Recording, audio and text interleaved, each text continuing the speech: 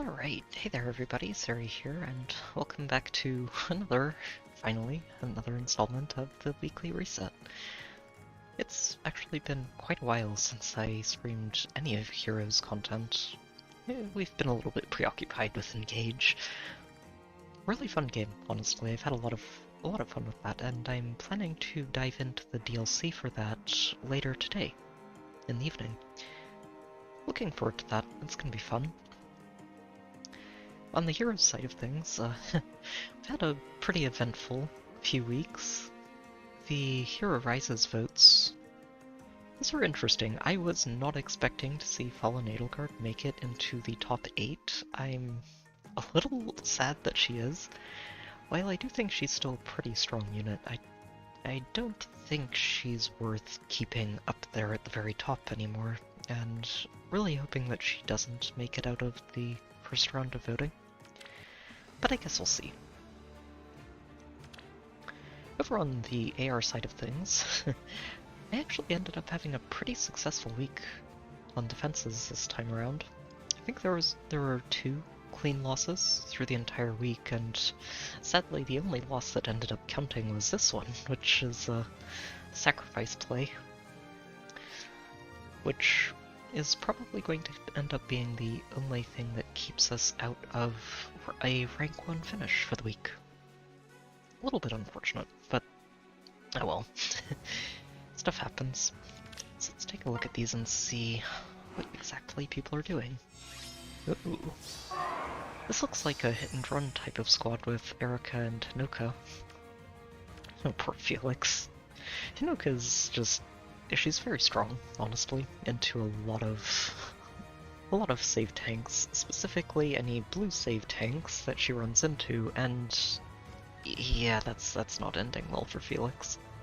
They've also got a Fjorm, who's very good at shutting down any dance shenanigans and making sure the map doesn't accelerate any farther than you'd want it to. Yeah, seems like a pretty decent team overall. Let's see what happened here. So they go in on the first turn with Hinoka. Pretty understandable.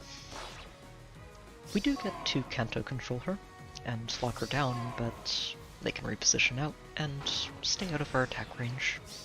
Safe defense locks down our first turn, and that's about all. I'm a little surprised they actually had problems with this going forward. Yep, they can just have Hinoka take out Saris.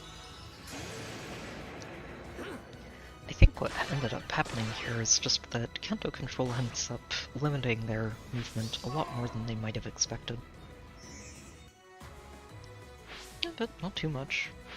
They get all the way back into the corner here, so we're not catching them. Not this turn.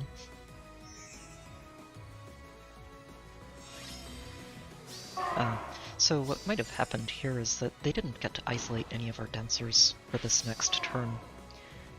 And they also might not have been able to take out as many characters as they would have liked in the player phase. Especially with Gatekeeper just consistently shutting down the extra movement that they might have been hoping to have. Hinoka does get to punch through him here.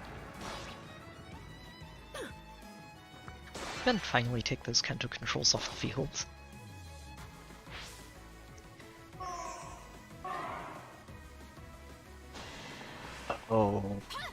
Oh, ouch. Even with the Dio skill active and everything, they were really counting on Erica being able to take down Legion in one hit here. They threw the Dio skill at this. Although I don't really think... yeah, okay, the Dio skill doesn't really do much except apply gravity. But they did get the dance in here for the extra penalties of Sweet Dreams, and it's just barely not enough for Erica to finish off Legion in one hit.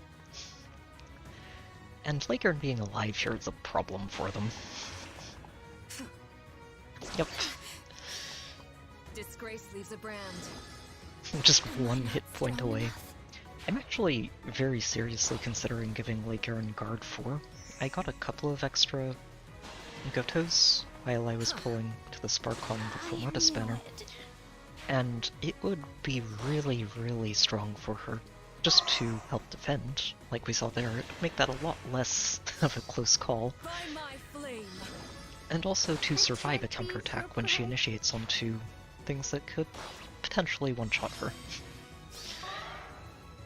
Would be a good skill for her, I think. Yeah, and losing 3 is enough for them to surrender there. Oh, that was very close, honestly. I'll probably think it over, but I imagine I am going to give her guard 4 at some point. It's a very nice upgrade from what she's using already, and it would also give me an excuse to update Gatekeeper so he's using the last merge I picked up for him. So this team, oh wow, oh wow. Okay, that is a Lumera. Look at that. They already gave her Close Call 4, Oath, Vital Astra. The Ideal probably came along with Close Call, but oh, wow, that is a Lumera. I think this might be her arena build, not an AR one. The double rally is a little out of place here. No, Tiki. I do think Tiki's really solid as a Brave unit. I don't see her very much, but I think she's just the ability to decharge enemy specials is very, very useful. Looks, for the most part, like an Omni-Tank Tiki setup here. Which can be really strong, but she does need to be careful. I guess it's also not quite an Omni-Tank setup since they do have a near save on Rhea, just to let Tiki handle the ranged half of the equation. Still needs to be careful though. There's some spooky stuff on the table here, and Legern goes in. Remote Breath kicks in, but it's already at max charge anyway, so it's not doing much there. Step by step. And that Glimmer is just not quite enough. Legern might have low res, but I'm so sorry. it's a little bit deceptive. Since she can get up to plus 16 extra res, I think, from her weapon. Or, that's probably Ninja. I forgot what the exact math is for Ascended. And with Tiki out of the way, yeah, Korn gets another easy knockout, and I think that's enough for them to move on. Nope, almost. Rhea takes a shot at Korn here. Oh wow, clean one-shot too. But, even without, yeah, I was going to say, even without Korn, Legern's still in there and is going to make a giant mess on the next turn. Ooh, Brave Dimitri, with double support from Flame and Delmine. That is a lot of damage reduction. Oh wow, Panic Smoke, bonus doubler. Oh, I like this Dimitri. Panic Smoke is something I'd really like to pick up for mine. I do think it's one of his better C-slot skills. Currently using Speed Smoke for mine, because Speedy Dimitri, huh? But I think Panic Smoke is probably the better skill overall for him, especially if you're using other debuffs on your team. And this team... this team isn't. I do like using a Sabotage on Elamine myself, because it leans into her res targeting staff already, and it's just a really good fit. I do like this Dimitri build.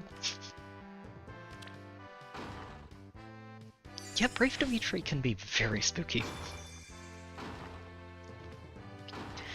They do have a slight problem here, and that problem is going to, I imagine, is going to end up being Corrin with Colorless Feud, which turns off all the extra damage reduction he'd normally get from these two, and means that he's just not going to have a very good time here.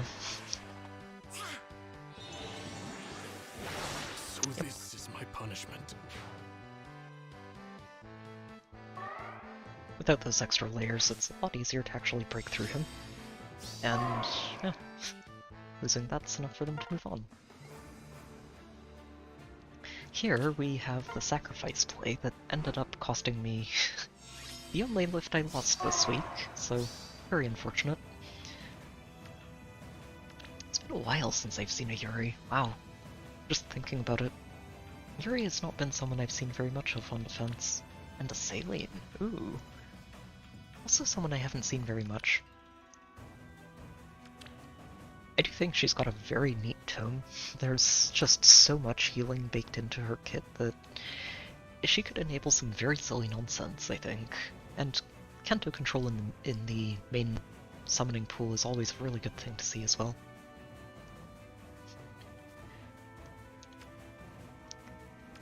Outside of that, they've got a hit and run setup with Erika and Yuri. They've got a Robin to intercept any of the melee, and see, I haven't seen too much of her outside of bonus week, and I'm honestly really glad for it, because I do think she's very, very good at shutting down defense teams. She's a little bit like a portable safety fence.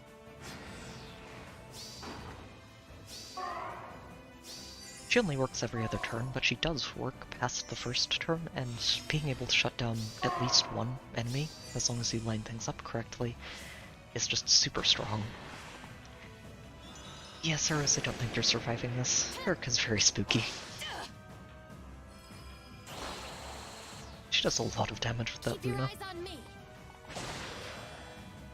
Oh, oof, yeah, Blitz. I'll admit I foddered off at least one Brave Dimitri at some point for Unity, because I wasn't expecting to build him after Legendary Dimitri came out a couple of months later, and I decided to focus on that instead. And, well, now here we are, and I do in fact want to build up Brave Dimitri.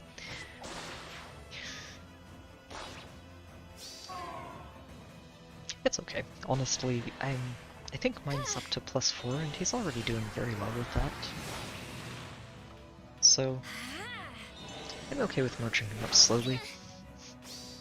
Though it would be nice when his weekly rerun banner comes along, if the game would actually offer me a blue orb to free pull on. It would be very nice. Oh, I think Kanto control is what got them here. Yep. So Erika, you're not going to have a good time here, I think. She does get to survive a hit here from Gatekeeper, but there are two dances, and she's a little bit exposed. Theater's requirements are cardinal directions and a res check, and the res check scales up depending on how far away she is from from the enemy. So if she's right next to somebody, she needs to have +3 res. If she's further than that, it's an extra 3 res for every tile she is further away. So it's a pretty steep res check, and you probably want to use Phantom Res on her just to help meet that res check afterwards. But as long as you do meet it, she's very, very strong. That's fair, Brave. Honestly, the new Arcane Lance is really, really strong. I do like having it, although I gave the 2 that I ended up getting to dancers, not actually combat units. One of them is my OG Azura, who's been waiting a very long time for a fun new toy to play with, and the other one went to my dancer Eldigan. Yeah. From here, they were willing to take that loss on Erika, and, well, from there they can clean up the rest of this without too much of a problem, since honestly a lot of the reason they're having an easy time with this is this tactic room, which is just keeping Leghorn stuck in place for most of this entire match. And with Leghorn not able to actually participate, there's a lot less threat on the field to worry about.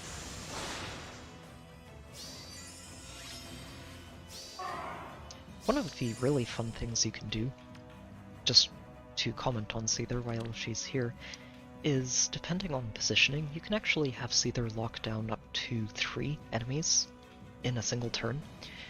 If you, let's say, want to push in with a Gale Force or hit and run lockdown type of strategy, if you give Seether a trace skill so that she has Kanto available, she can take out an enemy, then Kanto into their place, and on the enemy phase, she'll lock down up to 3 different enemies if she's right next to all 3 of them, which can be very, very strong.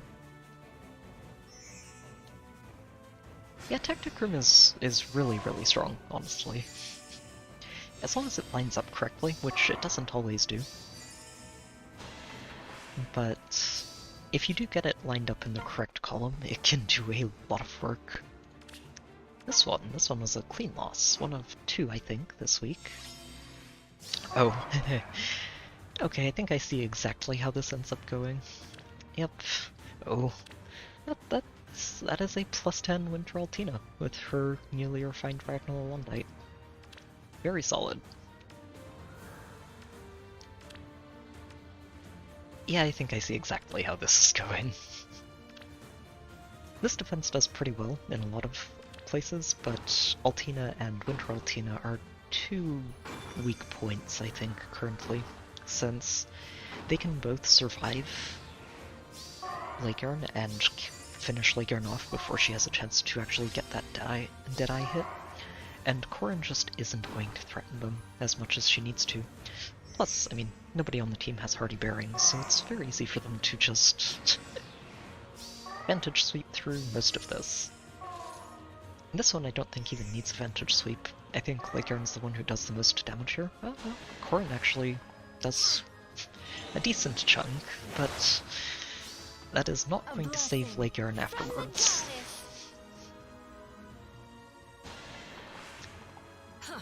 Oh, it's very close though. It's very close, since they didn't get the Vantage online. Oh, 7 hit points. Oh, that's very, very close. Sadly, the only other person who gets in range here is going to be Gatekeeper, and Gatekeeper is not doing damage. He's here to support and shut down hit and run strategies. Nope, nobody else quite makes it into range. Oh, that was so close. Interesting that they actually had Ninian go in on Felix here. Huh. I guess that's because she can just Kento back, and once Felix is out of the way, there's nobody who's really going to threaten Miss Altina, especially since they can heal her up afterwards. Yep, they can dance Zeros, but that's not, once again, just not quite enough. Ah. This is not the first time I've considered giving Zeros a couple of Tempest skills. Now that we have one of them as a seal, it's actually very easy to get both Tempests online and just have that available on every turn, which would have let her actually catch Altina there. Yeah, it is a Kento Control Gatekeeper. I think I gave it to him before it started becoming a popular setup for him. It was basically right as Medius came out, and I just immediately thought, that is Gatekeeper's new C skill. I do think it's really good on him.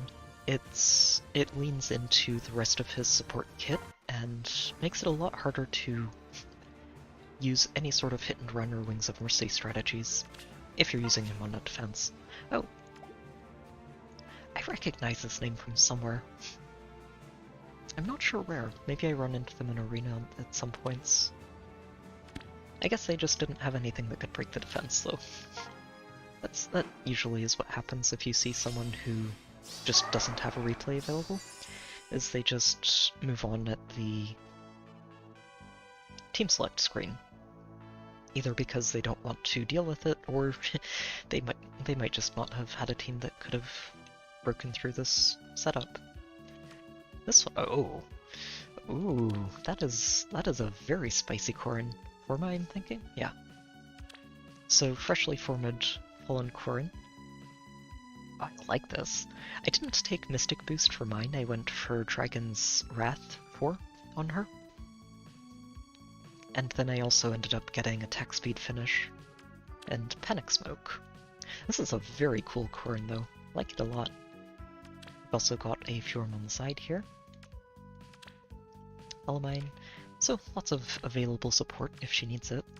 They probably don't want more than one person to be within 2 spaces of her, just to make sure that Savage Breath keeps most of its stats online.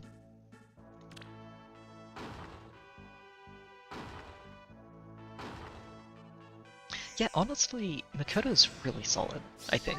She's not somebody I've seen a lot, but Kendo Control on a staff that also applies Flash is a really nice bit of all-around utility and support. Yeah, we're about to see Korin vs. Korin, and it's not ending well for the spooky one. First hit DR is pretty strong, but it doesn't do too much when you have a multi-hit weapon hitting you. It does do a chunk on the first hit, but it's not enough to survive. Alright. Did end up getting quite a few matches this week. It's fun to see. Oh, right. I did actually look at this one because I remember checking the Lucina, and this is... It's a very impressive Lucina. I'm a little sad that they're using the Resplendent art. This is one of the very few Resplendent arts that I am not a fan of at all. But even with that, this is a very, very impressive Lucina. Just Bulwark, Speed Smoke. I don't know about Ether and the Rally. This might actually be an arena build for her. Still, very impressive. Base kit Allier on the side. Oh, that's a +10 Naga too. Very fun. Snag is an interesting pick for her. This line of skills has always been very underwhelming to me. I'm curious to see what they do and if they eventually get a level 4 version. Got Maltina in there. Yeah, star of the show is definitely Lucina though. I wonder if they just go in and try to have her tank this. Yep, that is exactly what they're doing. I don't think this ends well for her though. I don't think this is ending well for her. There's a lot of damage on this board. Yeah. And Plague Air outspeeds you. Disgrace leaves a brand. But I was so sure. Sorry, Lucina. Off you go. And yeah, then that's... Oh, I wonder, I don't know if... No. Oh, it is. But Wow. how? Wait, did Laker res check the Altina? Oh, jeez. That actually really impresses me. I wasn't expecting her to come out on top there, but I guess she did. Yeah, Allier, you're going to get through Felix there, but that's about it. This one I think ends up being a full 6 knockouts. It's always a little surprising when they go that far in. Yep, bye Allier. You have a lot of damage reduction, but Lake Aaron has a recharged Deadeye, and that's... It's not ending well for you. If the Deadeye hadn't been recharged there, it might have been a lot harder for the team to actually break through her, though. So, maybe that's what they were counting on and just forgot about the Deadeye? Yeah, things are falling apart fast here.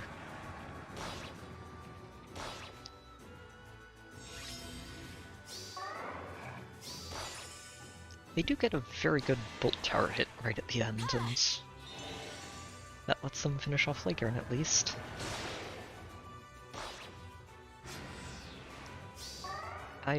Yeah, that's not ending well though. Not ending well. Oof. Korin just taking Clumeri out against the triangle. I knew it. And I think from there it's dance, yeah, and... Oh, Korin cleans it out. Time to land the final blow. I go to God. Yeah, that's... Strong as Lucina is, I think this was where I was looking at it and actually got me to take a look at it, because this is also a very impressive build for Lucina.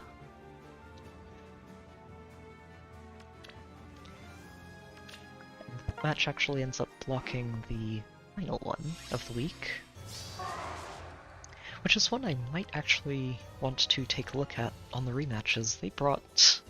This is a very invested team with the +10 Summer Edelgard, and I think all their mythics are +10 too. Crossbow attack Plumeria.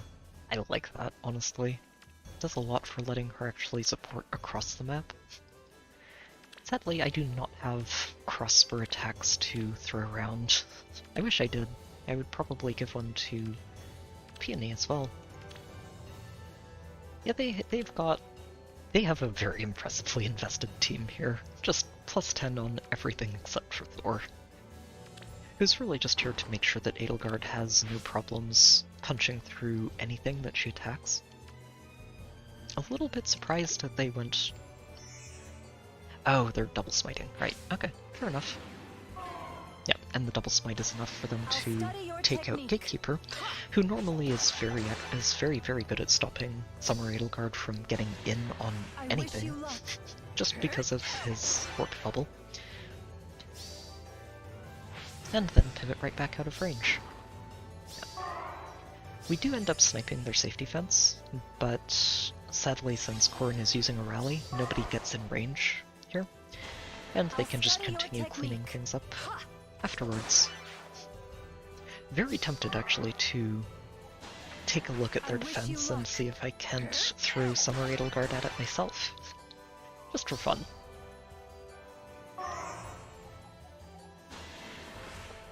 Yep. And from there it's just Gale Force through the rest. I don't think Thor actually finishes this... Oh, Bonfire, not Gale Force. Fair enough. I was going to say, if that's Gale Force, Thor doesn't actually finish the knockout.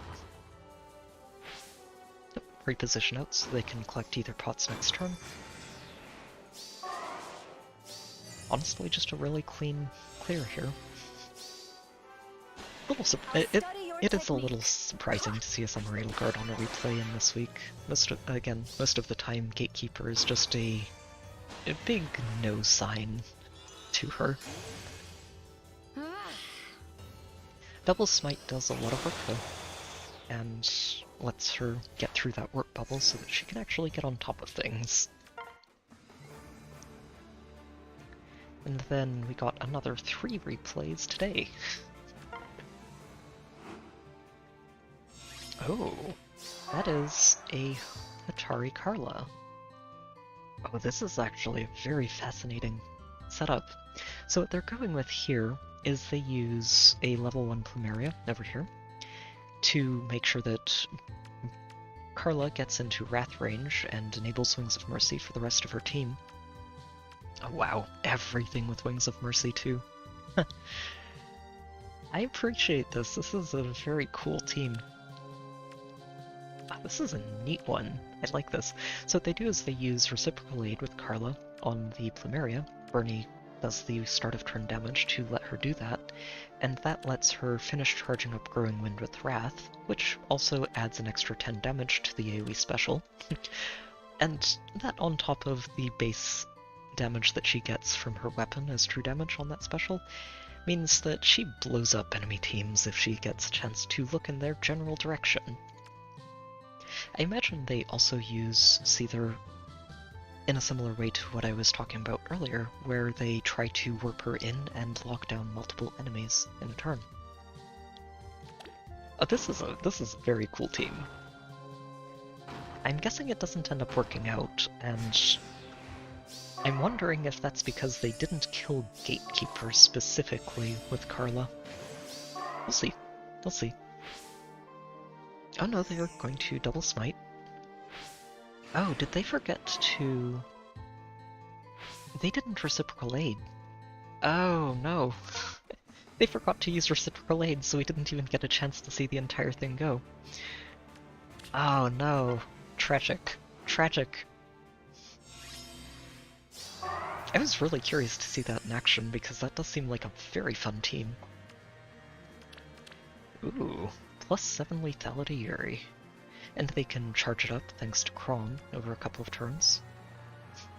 Interesting to see a chill def res Elamine, especially on a team that doesn't really use Phantom Res anywhere else. Ooh, Idun. I actually finally got to get my Idun to +10 thanks to the Hero Fest. So, very happy with that. Okay, so this seems mostly like a hit-and-run team with Idun to intercept any ranged units that actually end up catching them. Yeah, that Deadeye is not good times for Felix. Not good times for Felix. He almost survives it, which is pretty impressive. Oh, right here. That right there is where they have a problem. That right there. It's Kanto control. Yuri is not allowed to run out, and Krom... Yeah. This exact scenario is something that I see on a weekly basis in Arena. Corrin is actually very good at taking out Robins. Or Robins. Most of them. Some of the ones that are using a lull attack with AR Ideal, not so much, but for the most part she does a really good job of clearing those out for me. Yeah, this was just Kanto control spiraling into, wait, I can't get out. We cannot get out. Drums in the deep. Drums in the deep. Yep, and that's the surrender. And this one's a rematch. Interesting. Oh, I do remember this one. So this one was setting up a... or attempting to set up a way to make their Katria Elmine proof by using two different chill res, two different sources of chill res, and a res tactic with this Mirabilis. It was a neat team. I'm trying to remember what I did exactly to clear it out. I think I just threw Altina at it, and it was fine. Altina's pretty good. So you... I think you're coming at this with a save strategy. Yeah, with far save Rhea. Ooh. That's a cool ruse for Reagan. I wonder if they probably got both of these out of a Layla. Thinking about it, I think that's where both of these came from. That's a cool support Reagan, actually. I like it. Miracle from Maymariel, along with the Ward Dragons to make Rhea extra tanky. And then even tankier thanks to Elmine. Oh, I think they're using Naga. They're definitely using Naga as the melee half of this. Cool. That actually gets to double dip, too, with Ward Dragons. I like that. I might actually try that out in one of Naga's bonus weeks at some point. I do like that a lot.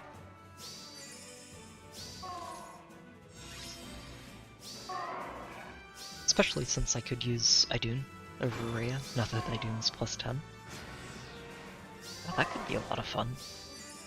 Miracle on top of everything else, just to shut down any potential nonsense.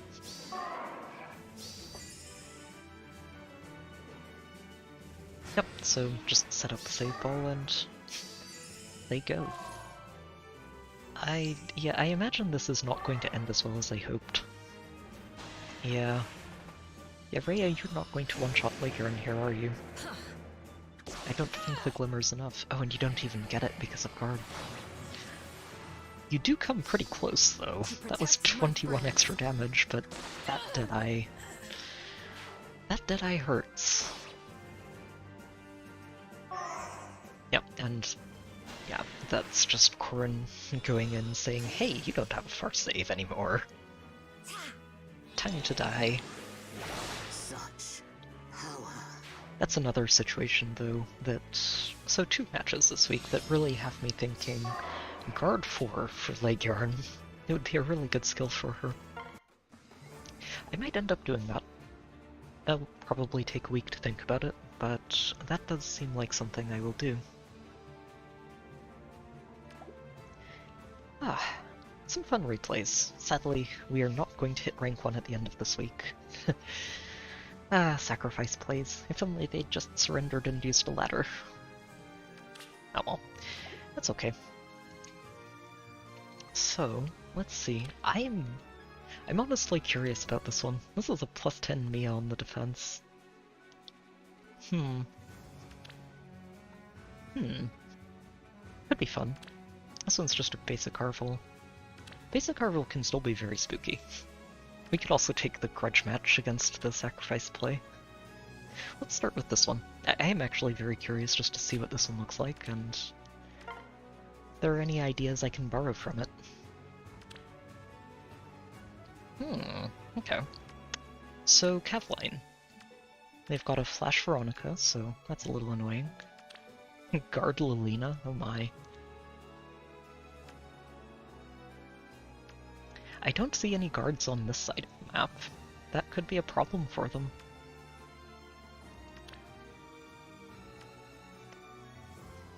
That Flash Odd Recovery Veronica, wow. I honestly think I'm going to get Sladleguard this, which feels like an excellent way to to tackle this map after the way they handled mine. Yeah, ooh, that is a +10 Ceros, isn't it? Very spicy. Odd Tempest, no follow-up Ceros.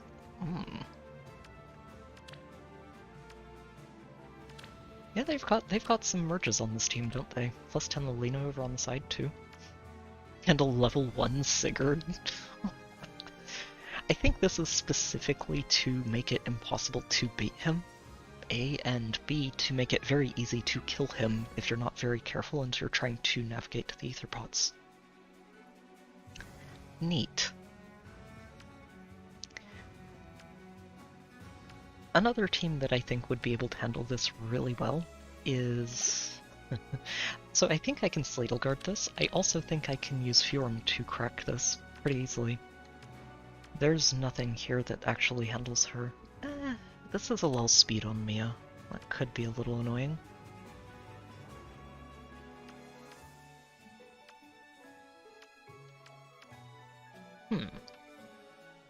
I think we're going to Gale Force this, though. Gale Forcing this does sound like a lot of fun. I will need to be careful with the Ceros. I don't think I have Naga on my Gale Force team this week. No, I don't, so I'll probably want to try and get Thor in there. She does have no follow-up. She has no follow-up, but I might be able to have Alier take care of that. So this Gale Force team that I put together feels a little bit like overkill for the most part. It's, I have Thor and Alier supported right now, so they both get charge, and then I also have Summer Edelgard, who also has charge.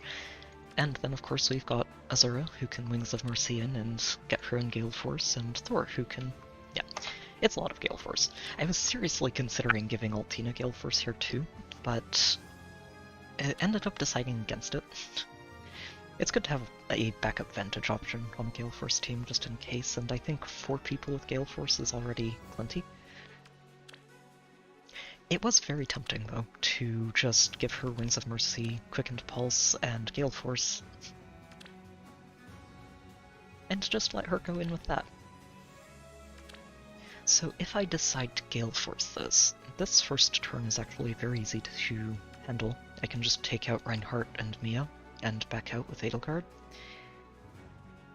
The question is, how are we going to go in on the rest of it after that? They don't have a catapult that we have to worry about, so safety fence stays online.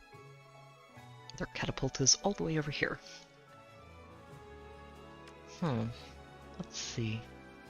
So if Adel kills you and you, she can get back out of range really easily. The threat range only goes out to here. The trick is just going to be getting into range of them on the following turn.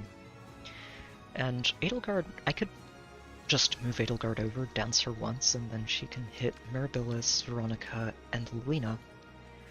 The trick is going to be making sure that Ceros also dies. We don't really have to worry about Sigurd, since he's level 1, he only has 15 attack, it's very easy to just wall that out. The trick is making sure that we deal with Ceros. I'm not sure Adel will be able to kill the Ceros. I think she might. She doesn't have any damage reduction, so... actually, yeah. Sorry, she doesn't have damage reduction. She has no follow-up instead, so... probably? I think we can make this work. Let's go. Succumb to the waves. Okay, so one thing we can probably work on is breaking these and helping somebody get in here to potentially help deal with Saros.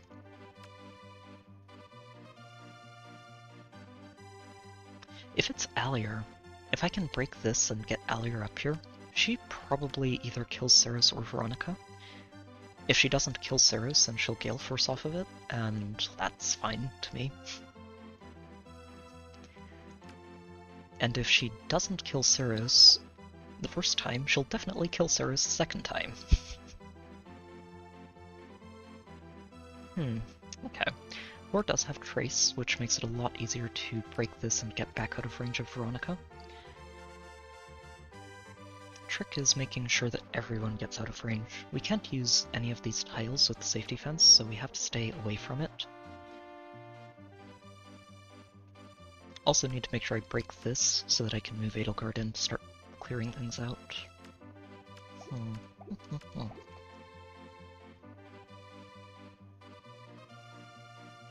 think I might need Plumeria to do that. Oh, no, hold on. We can just reposition her forward, and that'll be fine.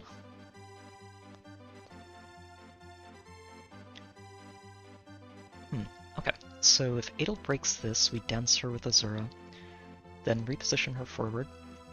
If she breaks Reinhardt, she breaks Mia. And the fun part about using a Blade Session on Edelgard here is that I don't have to worry about her not being able to kill Reinhardt in 2 hits, because she will always quad him. And then Mia's not using a lull attack, so she should always meet that attack check. I do want to make sure I've got... Here, I'm probably going to switch Azura with Altina there, and make sure that Alier is going to be able to get null follow-up for the next turn. So, if Thor breaks this, Kanta's here, we can dance her. She can get out to this side. And probably reposition Plumeria. That lets Alier move here. She wouldn't be able to get that null follow-up from here, though. Oh.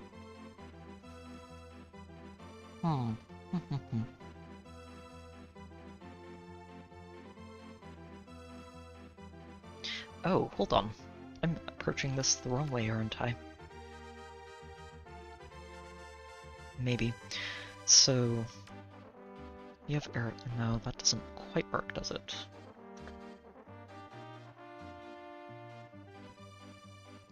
So if I end up getting Thor onto this tile, right here, she can reposition Alier and then Kanto over to where Azura's standing right now.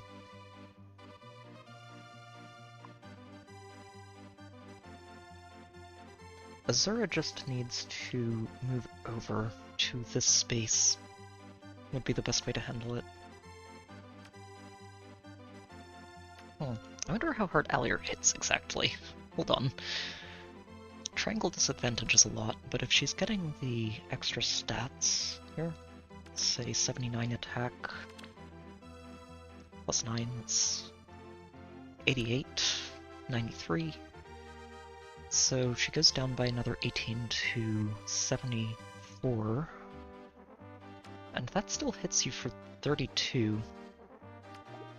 We don't get the extra breath unless Thor's in the area, though. There's actually a reasonable chance she just one-shots the Saros thanks to all of the defense penalties coming in here, too. Yeah, that's 4, 8, and then another 4 from having Edelgard up there alone. So minus 12 defense, she has 30 defense. I think it's just barely not enough.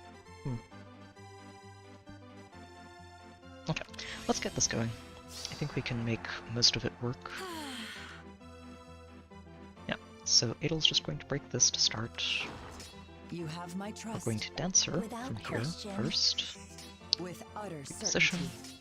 Let's swim. Bye, Reinhardt. Wish you luck. I'll And face then it number 2. head on. I'll study your technique.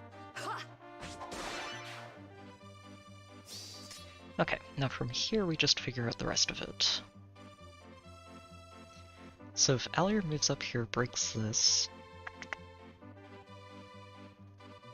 and Thor moves over here, Lumeria can dance here, Thor repositions... Oh no, that doesn't even work, does it? Okay. Glad I'm double checking myself. It's important.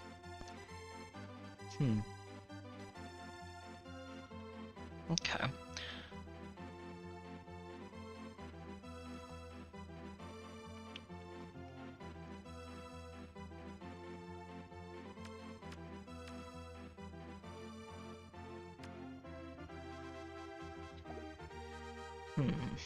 I need to figure out how exactly we're getting Alir or Thor in there.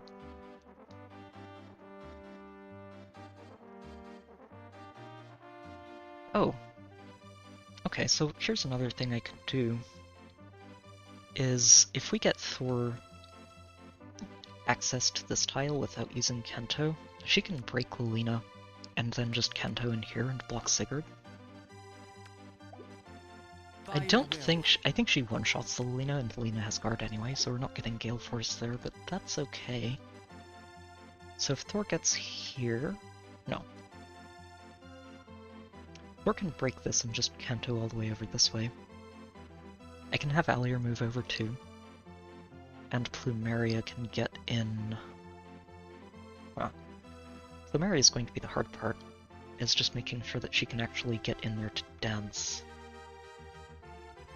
Also, don't think Thor's really going to have a problem tanking Sigurd, so that part's okay. Yeah, okay, so Edelgard, you're just going to move on down. Do I pivot past you?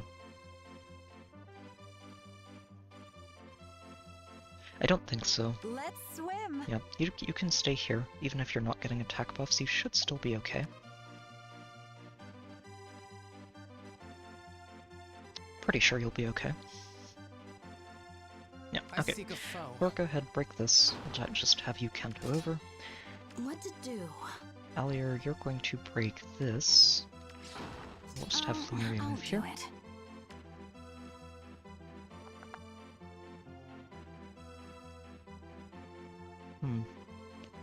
This is gonna get interesting, actually.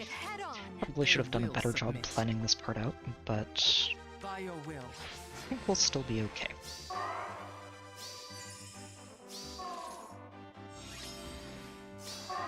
Okay.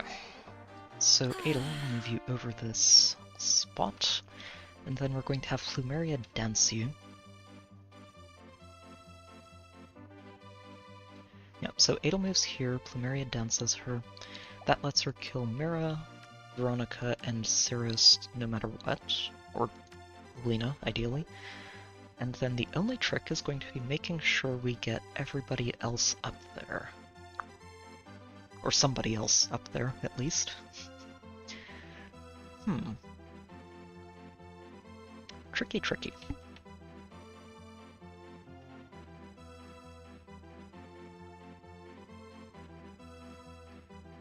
I think the biggest problem I'm having right now is that there isn't really a good way to get anyone in Wings of Mercy range. And we don't want to tank that. There's a chance that I just let... Well, the follow-up's a bit too much, I think. And I don't know if Edelgard can actually enemy phase Cirrus. Yeah, especially not with the Sturdy Impact going on. Let me think. Alir, I think you just... I would actually get Alir in here to help work on this, but I think she just kills the Mirabilis in one hit. I don't think the Mirabilis survives.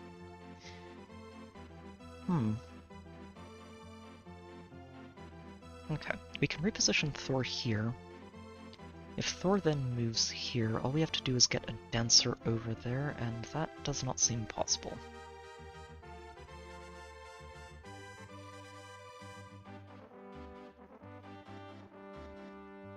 Okay, this part I think is going to happen no matter what. Why not? So let's go ahead with this and then see where we're at. I wish you luck. I'll face it head on. Oh, we can kill the Saros. That is very good to know. Okay. We can only kill her in the player phase, though. Enemy phase is not going to be a good idea to try that. Okay, so that's good.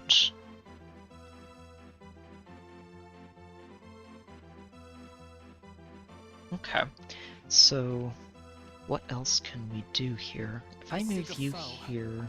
No. If I reposition Alier forward... She could move... Nope, not quite. Position Alier over... Just have to get somebody in there. That is the tricky part. I also could just hit and run here. I don't necessarily need to kill anything else as long as we are out of range. Saros moves 2 spaces, gets danced, and that's as far as they can reach. Which, honestly, might just be the play. I'd like to just clean this up this turn. Makes things a lot cleaner, but... I think we can also just hit and run.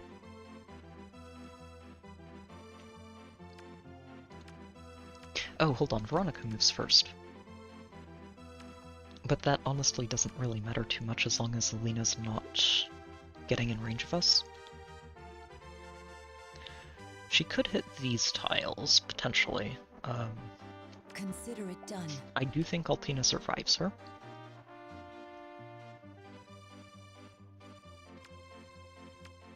Huh.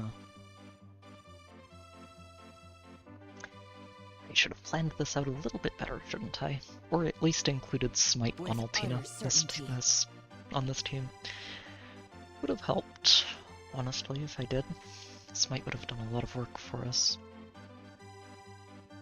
Let's see, so if we repo here... It doesn't really do enough, does it?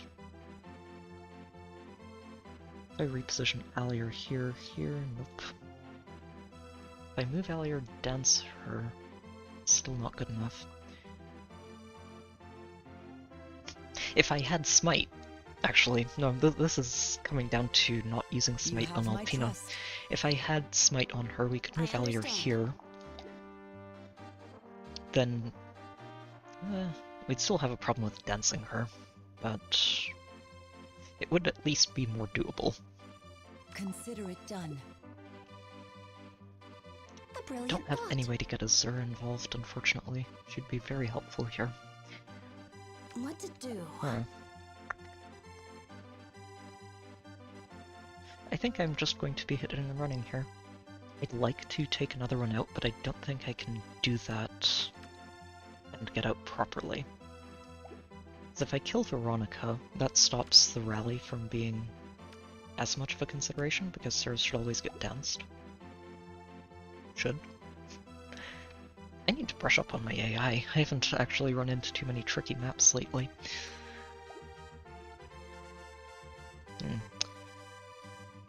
The big problem I'm having here is that I really don't think I can get anybody else up there.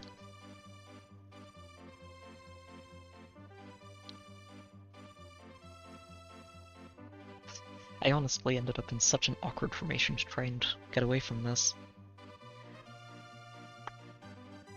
So let me think. If I pivot you past her, we can reposition here.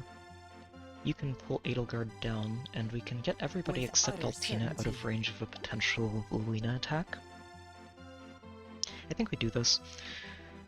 There's no way out because I'm not using Thorina this week.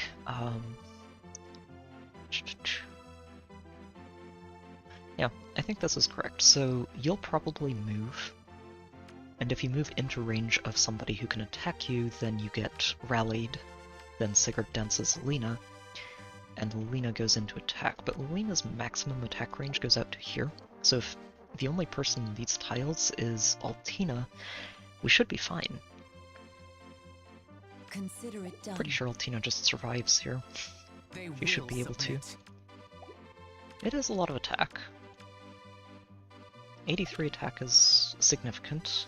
You have my trust. But it's only 30 damage, not even. It goes down to 24 damage before combat. and that gets reduced by utter certainty. the DR. She Consider does it have done. plus 10 res, so that's 40% reduced from 24, which is 8, 9. So she does 15 pre-combat and a lot less in combat. Yeah, Altina should be fine. Okay, Let's swim. that's how we do it. I Allier, understand. flip her back. With Altina, utter flip her back. certainty. I wonder. Zora, you're going to stand By here your just so will. Thor continues to get charge. Yep. Oh, Zura's moved in. Interesting. That's fine. Okay, this should be something we can actually work with. Let's see. Let me plan this out a little bit, so I'm not making a fool of myself again.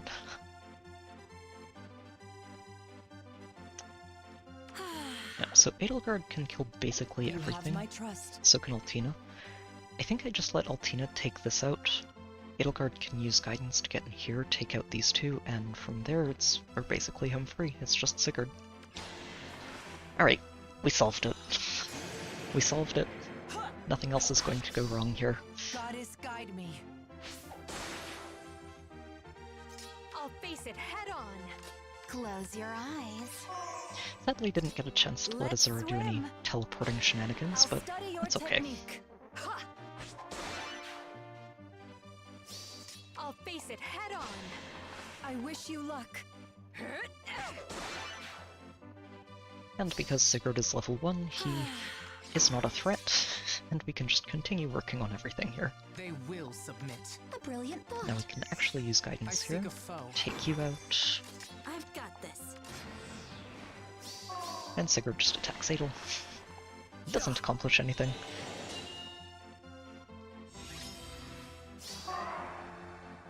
Let's give this last one to Allier. By your will.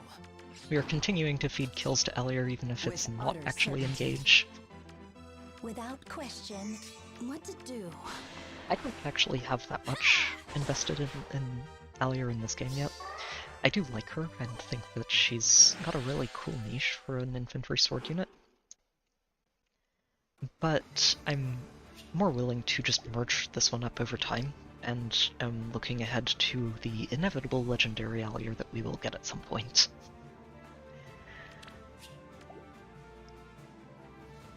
Alright, that's fun. So do we go for the grudge match, or do we go for just a random queue? I'm leaning towards random queue.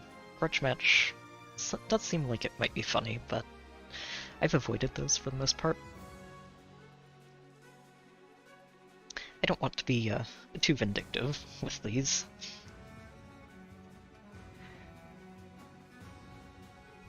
Yeah, let's just queue up, see what we get. Oh, wait a minute, I think I know exactly who this is. I think I know exactly who this is. So there's a poster over on the Heroes subreddit who's very, very, very fond of Fjorm. And I'm 99% sure that this is that person. Oh, I'm so glad I queued up. Okay, so we've got a Katria, Seliph, Dogger. There aren't any dancers, so it's just Chrom. He does have Hardy Bearing, which is mildly annoying, but probably fine. This Fjorm is just... I actually love this Fjorm. This is so cool. So cool to see this. I love it. I will admit, it hurts a lot to see her refined legendary weapon getting replaced, but Fjorm and Ike were part of that first wave of legendary distant counter refines that, yeah, got kind of wrecked. I'm hoping that, so this is the last time that we see something like that happen. I feel like it will be. Everybody else in that time frame and afterwards has gotten significantly better refines. Brave Dimitri, I think, was our first really genuinely good distant counter refine, and Altina got a really good one too, so fun stuff overall. Speaking of Altina, I might actually just let her tackle this. There is a little bit of a worry about this Fjorm. I'm not sure that she'll actually kill it. It is a bonus weak Fjorm, and if Godlike Reflexes lands on the Twin Blades, that's not going to do as much damage as I want it to. Kanto control Crom? Okay, fair enough. The one thing that they did here that might not be the best idea is they took tempo away from Arvel, which does end up exposing this entire team to just getting Gale Forced turn 1. Arvel doesn't have Guard, if I remember right, not as a baseline effect. He only gets it at the start of the turn. So yeah, that might not end as well as they'd like. The little attack does a lot to help mitigate that just by shutting down blade checks. I'm not sure it's enough. Also, we do get to see her for Femordis, rather, for the week. I've seen a lot of him. He has not had a very good time handling Altina. This Fjorm is what I'm concerned about. That Fjorm is extraordinarily impressive. Let's see, she has 48 defense. That goes down to 41 because we have Hubert. I'm curious. I'm genuinely curious. I want to see if Altina can handle this. So 41 defense, then 37 defense here. We have a lull attack, so if he starts at 59, doesn't get any extra bonuses. But we still have, so from 59 we have 64, 73, 79 attack. Do we res check the Fjorm? That's another good question, actually. Hold on. I think we have a Sabotage. We have Sabotage defense, that should always land on her. Sabotage attack, got Sabotage res, and that definitely always lands on her, so... There aren't any res buffs here, outside of you, and you only give it to yourself. Okay, so she always gets sabotaged for both defense and res. That is important. It cuts her down to 50 base res, and Altina should be able to res check that in combat. Right, that's 55 plus, yeah, 60. Okay, so we definitely res check that and get all of the benefits online for that, so that's another 7 true damage, and means that she does 34 true damage to Fjorm thanks to Hubert. Which is pretty good.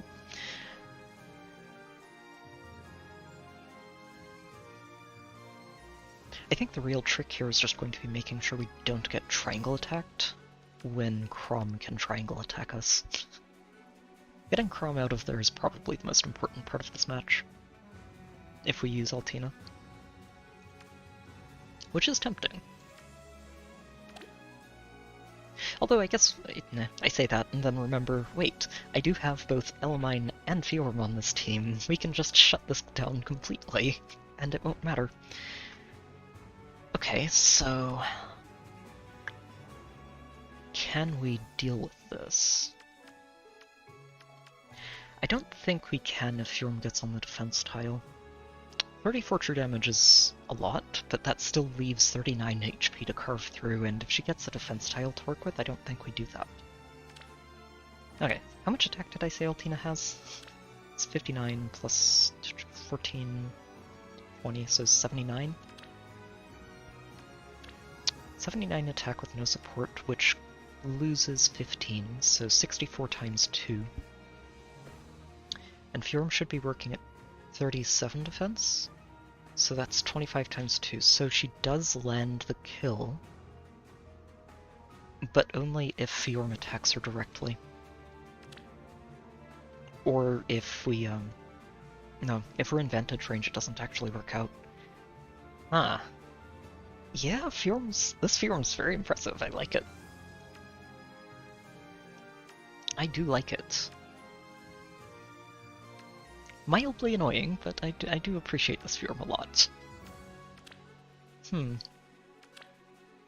want to Altina this, I really do. You can get into vantage range really easily just by baiting Seliph out, and as long as I am careful enough to not let Crom use Change Fate on turn 1, nothing else reaches us that turn. Yeah, this is par saves. The only problem with that is that I don't necessarily get Catria dealt with in the same turn. Now what I could do is bait from outside of Fjorm's attack range, and just handle the Crom and Arvel in the same turn. She doesn't need Twin Blades to kill either of them. I'm reasonably sure. Actually, that Arvel has a lot of res, wow. And the lull attack res. I think I can false start him. Let's see. Lull res, you've got, let's see, +2, that's 51. 51, 60, 66 res, and I think they get +5 here, right? So 66 res. But I can't shut that down without... I'm pretty sure she kills this. Just from true damage alone, she should actually end up killing this, and I don't think, even if you hit first, and I think you will, I don't think Crom can do enough damage after that to finish her off. Especially not when we have Elmine backing her up for even more damage reduction. I guess the real question is, does Arvel just res check her hard enough to one-shot her? Because she wouldn't be in vantage range. That might be a problem. Huh. Okay, that's actually something I need to check. This is +6, 65, 68, 73 res. Altina only neutralizes penalties to... Oh wait, that's right, I forgot. I'm pretty sure. Yep, sudden panic. So, never mind, she should res check him super hard, because he's not going to have any bonuses to work with at all. Yeah, he goes down to 53, 58, and even with a lull, she should be able to come out on top of that. Yeah. Okay, so that should work out pretty well. They don't have a dancer as long as we're baiting both of these. Dogger never moves. You get to move out to attack this tile. Huh. I'm okay with this. We should also be one-shotting the Seliph twice, and as long as we're doing that, we're fine. Okay, let's go. We can do this. I believe in you, Altina. I believe in you. Please don't make a monkey out of me. Okay. So, I shouldn't actually need to worry about isolation. It's going to be all about making sure I get Hubert smited into the correct tiles. That shouldn't be too hard. So Altina breaks this, we dance her, she moves up here. And we smite Hubert. Yeah, smite Hubert and then return Hubert, and that gets everything. Okay, let's go. I'm pretty sure Altina's also... Hold on. Is she soaking this from you? Consider it done. Plus 11 and minus 11. No, she needs a defense buff in order to soak this. Don't want to be tanking that Dark Shrine. The Bright Shrine isn't a problem. That should just get soaked by Ashra all the time. But I do need to make sure she gets a defense buff here. Okay. Also need to make sure nobody's standing on this tile, or Seliph is just going to cruise on in and clobber them in the face, which would be slightly problematic. Let me double check this. This is unit and target after movement, so we can't just smite him from this side. Huh. If I just move you here, that's probably fine.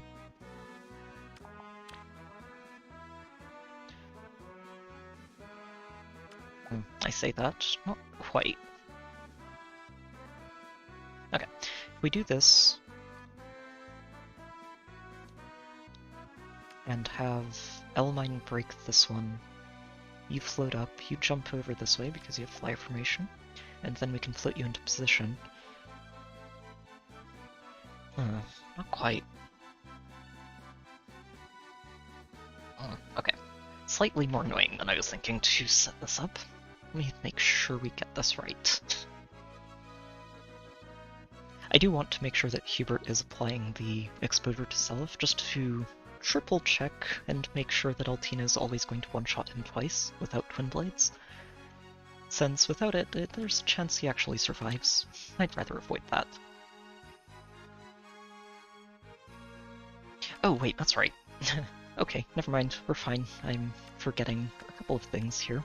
Namely that I don't want to be false starting this tile, I want to be false starting the Catria so that Altina doesn't get triangle attacked and die. Yeah, so from here we false start Catria. Altina, you can just move up to here. We can have Elamine break this. And then we just smite Hubert over. Hold on, is that even right? Let me see.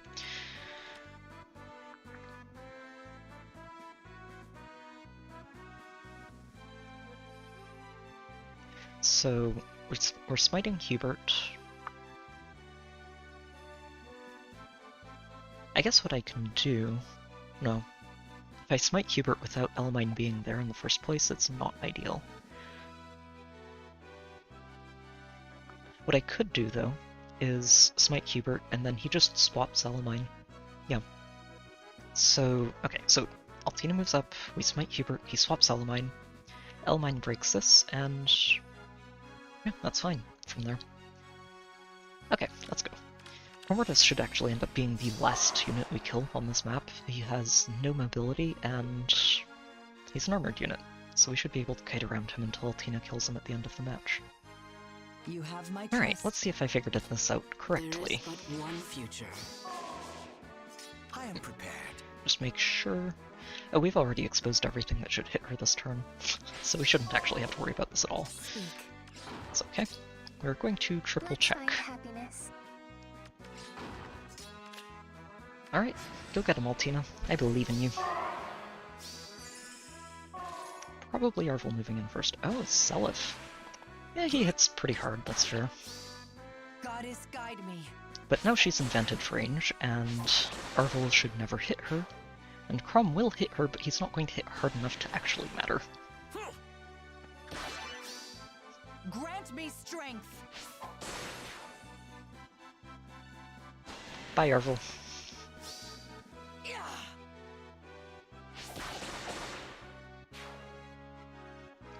Alright, and then Fiora moves in, gets repositioned.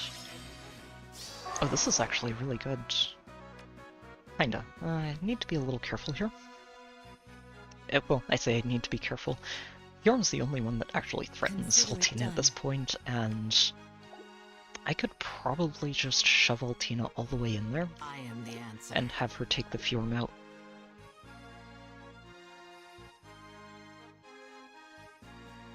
I think that's what we do. Hang on. So, probably need to swap Elamine. Or even better, Elamine just moves out of the way. We swap Plumeria instead. I guess we're repositioning Ashura over, so it doesn't matter. If we I guess Careful. not return. Careful. Not reposition, it's return. If we flip Ashura over here, she can smite With utter Altina over certainty. here, and as long as this Fiorm is getting hit by all of Hubert's stuff, I'm pretty sure we kill her. Pretty sure. Consider it done.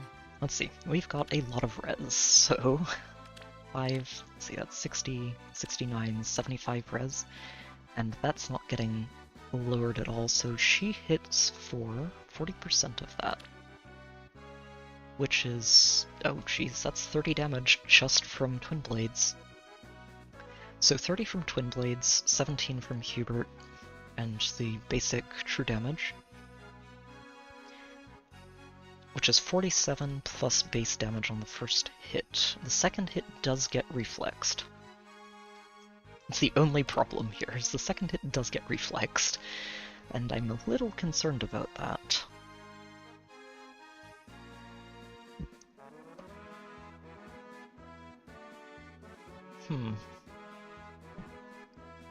So the safe play here is honestly just move Altina over here, bait out Dogger and Catria, and continue playing it out. But I would like to get that True Blades onto Fjorm. Okay. Oh, better idea here. Is that So you so? just swap Elamine. I will Elamine's going go. to reposition you. You're going to Yes. smite Asher, or Asher's going to smite Altina forward, and we get to scout this You and have my not take too trust. much of a risk. Perfect. That is fine. Okay, it's fine, and I'm double checking HPs here as well. We don't need to get these pots, it's last match of the week, but I would still like to pick them up. So if we kill Fiorum here, Katria should be the next one who attacks. She has the least health to lose, and nothing actually gets to land a hit on Altina. And then from there, even though Femordis can get in range to hit her, he's not going to, since he has 5 more hit points than Dagger. Consider it done. Go get him, Altina. No backing down. No triangle attacks for you. Crom is dead. Alright, Why let me not? make sure that we have everybody So be it. nailed with this, just in case. I love you. Make sure everyone has exposure. The extra 10 damage per hit does so much for Altina, it's honestly a little bit ridiculous. Goddess, guide me. Yep. And there goes Dagger. Femordis no longer has a way to reach anybody, and is just stuck wandering around the map while we pick up ether pots. Excellent. With utter certainty.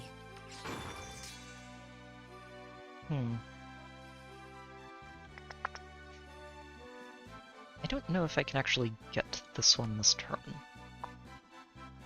But we can get there in 2 turns, and I'm pretty sure we've got plenty of time. Is that so? So there's no real rush. Let's find happiness. There is but one future. I'll do it. I am the answer. Why not? Yes. Oh no, I don't have enough to actually smite you. Eh, Close your eyes. that's okay. I am prepared. Speak. There You is will but get there one eventually. future. He's probably chasing over that way just to be obnoxious about it.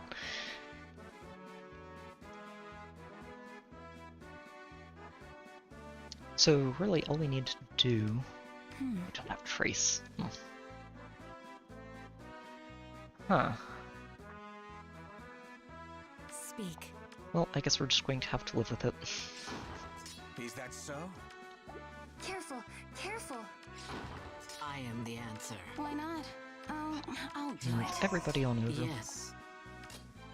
One way or You another, have my we're going trust. to take Femordis down next So turn. be it.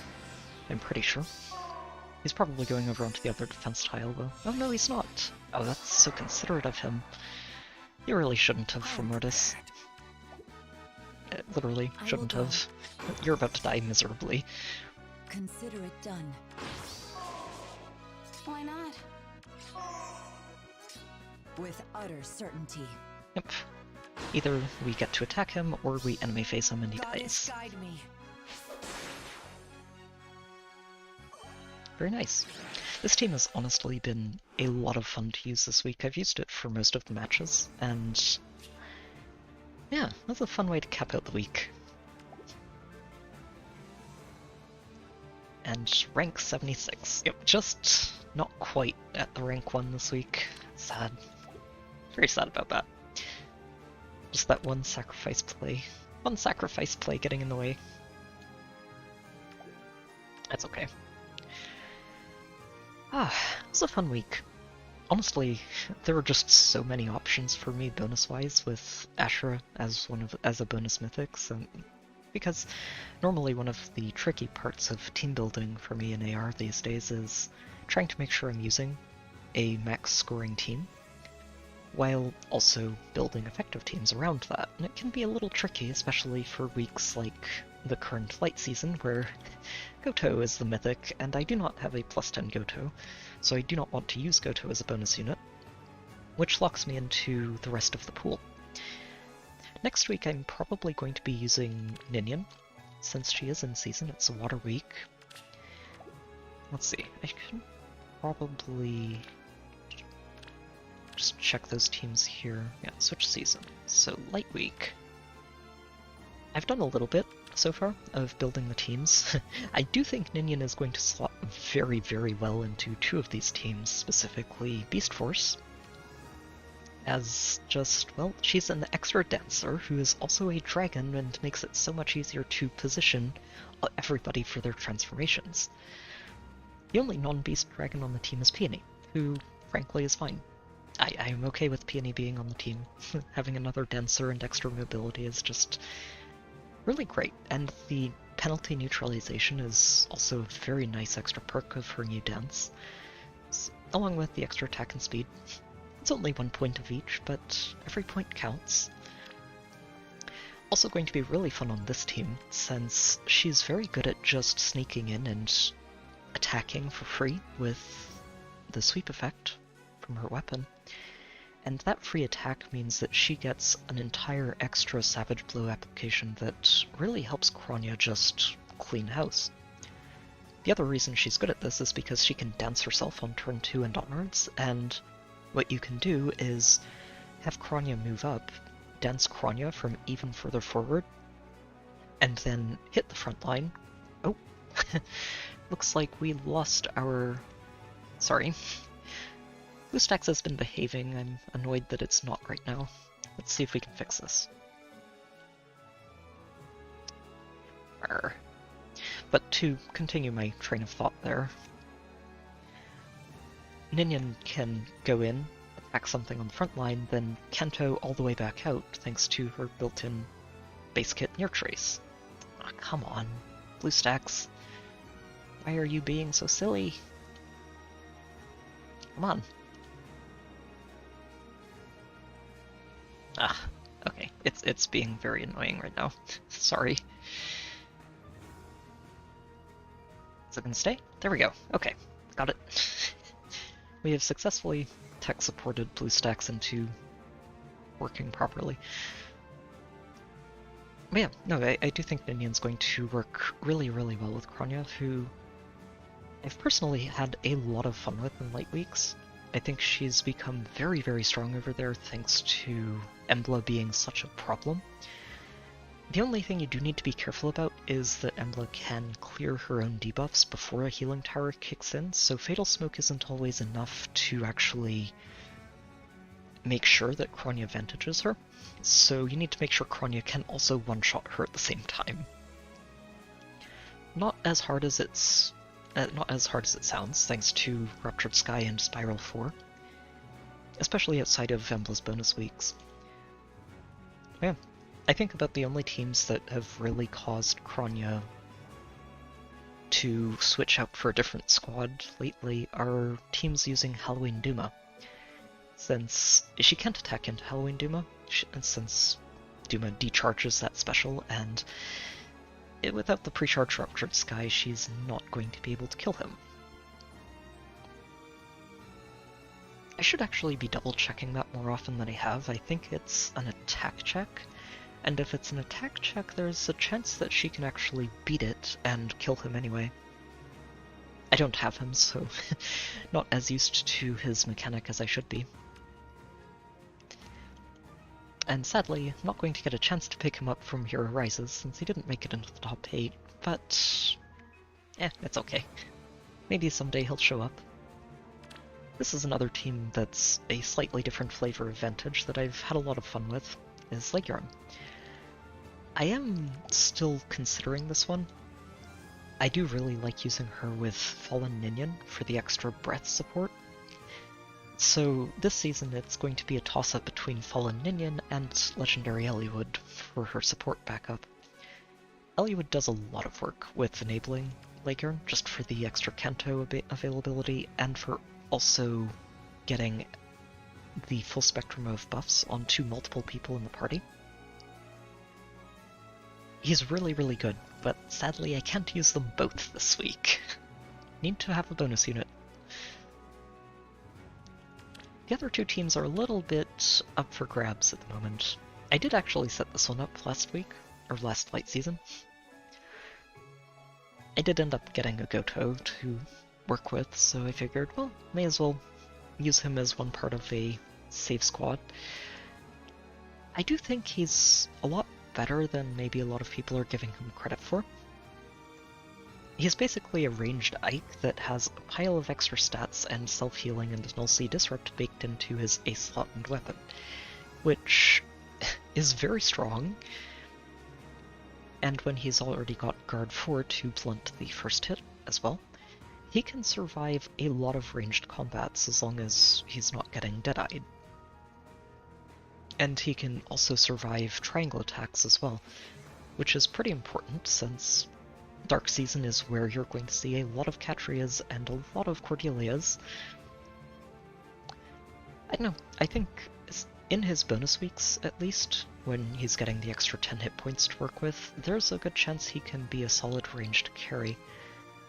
I haven't run into any chances to see that in action yet, but I do think it's worth keeping a slot for. At least for any enemy teams you don't run into Emblem on. I think I still have Engage on the brain. Maybe a little bit. Emblem on. And then of course it's is the Dimitri squad. This is not the skill set that he would be running in an Aether Raids team. This is the set that I am sending out to people for Binding Worlds. Just in case they didn't pick up Dimitri from me last time around, he does have Times Plus 4 now, which is very fun. And honestly makes Vital Aster so ridiculously strong for him. He's really good. He also works pretty well as a solo carry in Aether Raids, with a, like I said, different skill set. Usually this would be the sort of thing I go for with him, with Distant Dart, Panic Smoke 4, and Null Follow-Up, especially if I can't just give him Null Follow-Up from one of his teammates. Null Follow-Up in the seal just becomes kind of mandatory. Panic Smoke is just... it doesn't play as nicely with Atrocity as I'd like, since Atrocity also applies those visible debuffs, but it does apply higher values of those visible debuffs, which is very helpful. And the extra penalty doubler just makes it very, very, very hard to actually break through Dimitri when he's also going to be healing for half of the damage he does with Soul on the first counterattack. He's pretty good. I do like him a lot. Looking forward to seeing his inevitable remix. We're not seeing that in the first half of this year, but I would not be surprised to see him get remixed by next Christmas. Which, very much looking forward to, personally. Even if the person I'm really looking at right now for remixes would be Legendary Edelgard, who is long overdue for an update. I've held off on giving her too many interesting skills lately because I don't know what she's going to get in her remix, and I really want to see that remix before I commit anything rare at this point. It's not far off. She should get that in May, and that is going to be a really fun birthday present for me. Early birthday, but I will take it as birthday present anyway. It's going to be a lot of fun. It'll be nice to let her just go around and wreck things again. Yeah, fun stuff in AR this week. Honestly, really great to see Altina doing very, very well outside of her bonus weeks, and I'm glad to see her just being able to carry again. It's been a long time since I used her as a carry, and now that I've got her up to plus 10, she's probably going to have a team slot just for her every week for the foreseeable future. I don't see myself changing that anytime soon. It's good stuff. I do think that's about it, though, for today. I talked a little bit about A Hero Rises right at the beginning of the stream, and I'm pretty happy with most of the top 8 that are going in there. I'm not happy to see Fallen Edelgard in there. As much as I do like Edelgard, I don't think her Fallen ult should be in the top 8 of Hero Rises. There are many, many better candidates who could be in that slot, and I'm hoping that she doesn't make it out of the top 8. Summer Edelgard I would love to see make it into the top 4. She's very good, and I would love a chance to pick up the last few merges for her. Also would love to see Ophelia make it in there Mortis and Robin I don't know about. Honestly, I'm kind of happy either way. I would love to get Mortis merges, but if Robin makes it in, that is a lot of extra skill duplication available, especially if we end up getting Robin and Ophelia both in the banner. That would be, honestly, that would be a really, really nice Hero Rises banner to get two different rearmed heroes at once. The Camilla vs Edelgard, assuming that that's how the brackets play out, I'm less keen on. I'm not super big on Camilla. I do know that she's got quite a lot of backstory if you chase her supports, but for me, they've always just sort of been buried behind a wall of fan service that I can't quite get past, and while I would rather see her make it into the top 4 than Fallen Edelgard, I wish someone else would get matched up in there. Honestly, I would rather see Krobin make it in, but I guess we'll see. We won't know what the voting gauntlet brackets look like until close to the end of the month, so that's a couple of weeks away before we really start getting into the voting. Honestly, I think overall, no matter what banner we get out of this, it should be pretty solid. Obviously, with the caveat of hoping Edelgard doesn't, the Fallen Edelgard specifically, doesn't make it into the top 4, because that would really drag down the quality. But if she does, then she does, and she's there. She's honestly still a solid unit. She's just not one of the picks I would have put in there to vote in the top 4. But we'll see what happens when it gets here. It's good stuff though. Still having a lot of fun with heroes. I'm a little more orb starved than usual. Trying very much to cut back on spending a little bit right now, and yeah, we'll see. There are a couple of banners that I really would like to pull on and are still sort of tempting me, starting with the Engage Cup banner. I'd love to spark on this one. Yeah. It's one of those banners I'd love to spark on, but I think at this point I'd be better off just waiting and using the orbs to summon for extra Ganglots to duplicate the Godlike Reflexes from Lyn. And the other one that I'm looking at, and is very, very tempting for me, is this one. Elise is really, really strong, I think. I do think she's great as a unit just to use, but the real temptation for me on this is Takumi, or more specifically the attack speed for save skill that he brought to the table. I'd love to get a copy of that for Fjorm, but I'm not sure I'm going to pull on that banner just for that. Much as I'd like to, I don't think it's going to be a good way to spend the orbs, especially with the Hero Rises coming up, and a new banner coming in later this coming week.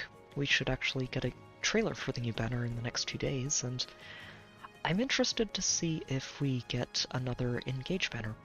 Wouldn't be too surprised to see Diamant and Alchrist show up there, but also wouldn't be surprised if they try to spread out the Engage banners over time and take breaks in between with other characters. We'll find out soon enough. Either way, we should probably be getting a new Ascended hero this time around. I don't know if we'll get a new Rearmed hero at the same time. We might. Rearmed Diamant might be the way they go with it, if they want to just make all of the main lords a Rearmed hero in the first run. I guess we'll see. We might start seeing patterns in the next few days, which are always fun to spot, even if IS loves to break them. Yeah, looking forward to seeing what we get. For the channel, just as a couple of things to look ahead to, I am planning to stream... Hey there, Mooney, welcome to the stream. But as far as the channel goes, I am planning to do a little bit more streaming today, or later today, around the same time that I usually start streaming, and I'll be going through the DLC maps in Engage. looking forward to tackling those. I actually picked up the DLC a couple of days ago and have not let myself open the game since because I want to just have all of that on stream. But I am looking forward to seeing what those throw at me. The game's been a lot of fun overall. Easily the best gameplay, I think, that Fire Emblem has ever had. Story-wise, has a bit of a... it has some problems, but I do think that there are some really great high points to the story that I did genuinely enjoy. I did really enjoy Engage overall, and I'm looking forward to seeing what else it has in store for me. Further ahead this week, I might be cracking open the demo for Octopath Traveler 2 this Friday, and just figuring out the early game, and getting a head start on it ahead of the release next week. Jeez, that feels so weird to say. But yeah, Octopath Traveler 2 is coming out next week, and I'll probably be streaming my way through that, starting next Friday, and then continuing until we get to the end of the game. And beyond that, we're going to start winding up the hype train for Tears of the Kingdom. There will be a poll posted, should be early March, to see which older Zelda game people would like to see me stream leading up to Tears of the Kingdom. I've got several fun picks on there, so hope you're looking forward to that. And yeah, whichever game you guys end up picking, I will be playing it on its original hardware, because I do have I do still have a working N64 and onwards, so it's always fun to just dust those off and give them some more time to work. Really looking forward to that though, whichever game we end up revisiting. It should be fun. I think the last time I played a Zelda game was for Breath of the Wild, so it's been a long while since I picked up a Zelda game and really dug into one. Wait, no, I'm actually lying about that. I did play through the remastered Skyward Sword when that came out. Honestly, love Skyward Sword personally. I do think it's a really fun game. Motion controls and all. I actually did enjoy them. But yeah, stuff to look forward to. And I think I've rambled long enough, so thank you to everyone who's tuned in for this. I hope you've enjoyed the AR stuff. I haven't done as much of it as I would like. I was hoping to sneak in some AR videos in between Engage streams, but I got a little bit carried away with Engage. Turns out it's a really fun game, and yeah, it took up a lot of my spare time, so I should at least be able to do another weekly reset next Monday, and I'm hoping to start, slowly getting back towards normal videos again. I don't know if I'm going to be streaming Octopath Traveler on a daily basis the way I was with Engage. I might limit it a little bit, which would definitely help me to actually keep streaming or creating some Fae videos for all of you, which I think might help. It would be a nice balance overall, I think. So we'll see. Still working on that schedule. But I hope all of it is stuff that everyone can look forward to, and I hope you are looking forward to it. So, once again though, thank you to everybody who's tuned in today. It's been great to share my continuing AR journeys with all of you, and I hope to see you all again next time. Like I said, I will be streaming Engage later today, after dinners are done and we can settle in for the evening. So, if you're interested, fair warning, there will be spoilers involved, since I am in the post-game now of Engage. So if you do tune in, keep that in mind. I don't want anybody to end up being spoiled in the story just because they wanted to tag along for the DLC. I also have a warning in the video description, and I'll be posting one in the chat and pinning it before we get going. So just trying to make sure nobody ends up spoiled as much as I can. Yeah, if you're interested, hope to see you there, and I hope you're all looking forward to Octopath 2 as well. I do think the first game was a really excellent RPG, and I'm really looking forward to seeing what number 2 has in store. So yeah, until next time, take care, everybody. Good luck with your summons, air matches, arena matches, if the arena changes. But good luck with all of that, and I will see you all next time.